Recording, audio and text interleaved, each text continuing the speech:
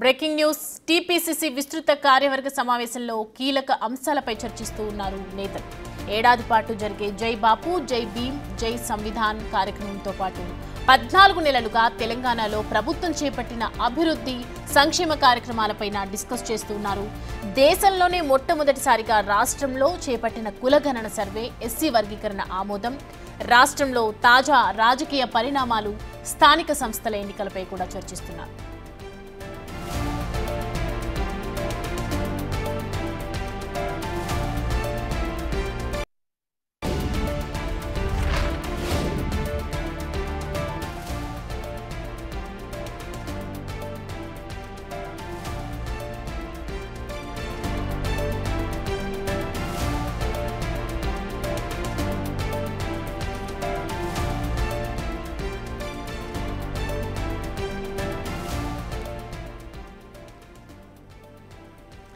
ఈ అంశానికి సంబంధించి పూర్తి డీటెయిల్స్ అందించడానికి మా ప్రతినిధి హేమ జాయిన్ అవుతున్నారు లైవ్ లో.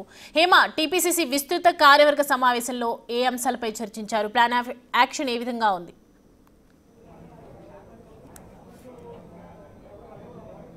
కాసేపటి క్రితమే టీపీసీసీ కార్యవర్గ సమావేశం ప్రారంభమైంది. ఇటు వ్యవహారాల ఇన్ఛార్జ్గా ఉన్నటువంటి దీపాదాస్ మున్షితో పాటు రేవంత్ రెడ్డి, అదేవిధంగా టీపీసీసీ చీఫ్ మహేష్ కుమార్ ఆధ్వర్యంలో ఈ కార్యక్రమం ప్రారంభమైంది. ఎగ్జాక్ట్గా మనం చూడొచ్చు 2:30కు ఈ విస్తృత స్థాయి కార్యవర్గ సమావేశం ప్రారంభమైంది. మొదటిగా టీపీసీసీ చీఫ్ మహేష్ కుమార్ గౌడ్ మాట్లాడారు. అనంతరం ప్రస్తుతం ఒక్కొక్కరుగా మాట్లాడుతున్నటువంటి పరిస్థితి. ముఖ్యమంత్రి రేవంత్ రెడ్డితో పాటు అన్ని శాఖలకు సంబంధించినటువంటి మంత్రులు, అంత ఎమ్మెల్యేలతో పాటు మిగతా ఎవరైతే పోటీ చేసి ఓడిపోయినటువంటి వాళ్ళు కూడా ఇందులో పాల్గొన్నారు. అయితే ప్రధానంగా ఈరోజు జరిగేటటువంటి కార్యవర్గ సమావేశంకి ఒక అజెండా కూడా ఉంది. అజెండాలో ప్రధానంగా 7 అంశాలను కూడా మెన్షన్ చేశారు. 7 అంశాలలో మొదటిగా ఎవరైతే గతంలో ఉన్నటువంటి ఏఐసిసి ప్రధాన కార్యదర్శిగా ఉన్నటువంటి శ్రీమతి దీపాదాస్ మున్షి గారికి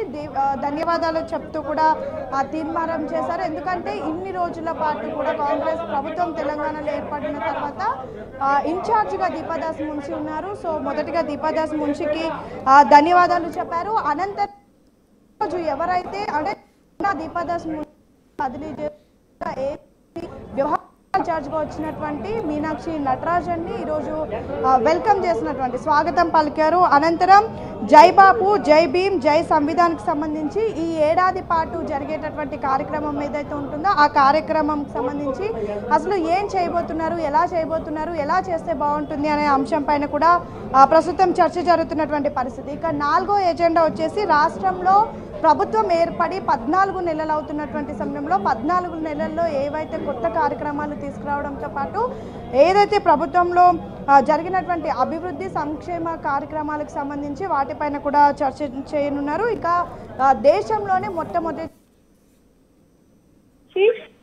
ఏ విధంగా దానికి ఆమోదం తెలిపారు అనే అంశం పైన కూడా చర్చ చేయనున్నారు. అదేవిధంగా అసలు బీసీ కులగణన ఏ విధంగా చేశారు, ఎస్సీ వర్గీకరణ ఏ విధంగా చేశారు, ఎస్సీ వర్గీకరణ ఏ చేశారు, దాని తర్వాత జరిగినటువంటి పరిణామాలు అన్నిటినీ కూడా చర్చ జరపనున్నారు. ఇక 6వ ఎజెండా వచ్చేసి రాష్ట్రంలో ప్రస్తుతం తాజా జరుగుతున్నటువంటి రాజకీయాలు, అదేవిధంగా స్థానిక సంస్థలకు సంబంధించినటువంటి ఎన్నికల పైన కూడా ప్రస్తుతం చర్చలు అయితే కొనసాగుతున్నాయి. ఇక మొత్తం కూడా టీపీసీసీ చీఫ్ మహేష్ కుమార్ ఆధ్వర్యంలో ఈ కార్యక్రమం కూడా జరుగుతుంది. అటు నటరాజన్తో పాటు మిగతా మొత్తం 12 విభాగాలకు సంబంధించినటువంటి నేతలంతా కూడా చేరుకున్నారు. ప్రధానంగా ఈరోజు వాళ్ళకు ఉన్నటువంటి సమస్యలను కూడా ఇన్ఛార్జ్ ముందుకు తీసుకెళ్లేటటువంటి అవకాశాలు ఉన్నాయి. అయితే టికెట్ ఇచ్చి ఓడిపోయినటువంటి వాళ్ళు ఎవరైతే ఉన్నారో వాళ్ళని కూడా ఈరోజు ఇచ్చారు. ప్రధానంగా ఈరోజు జరుగుతున్నటువంటి కార్యక్రమం ఏదైతే ఉందో కార్యక్రమం పైన అయితే పెద్ద ఎత్తున కాంగ్రెస్ శ్రేణులలో ఒక కొత్త జోష్ నెలకొందని చెప్పుకోవచ్చు. సో మొత్తానికైతే ప్రతి ఒక్కరు కూడా ఇప్పటి నుంచి రైట్. Thank you Hema.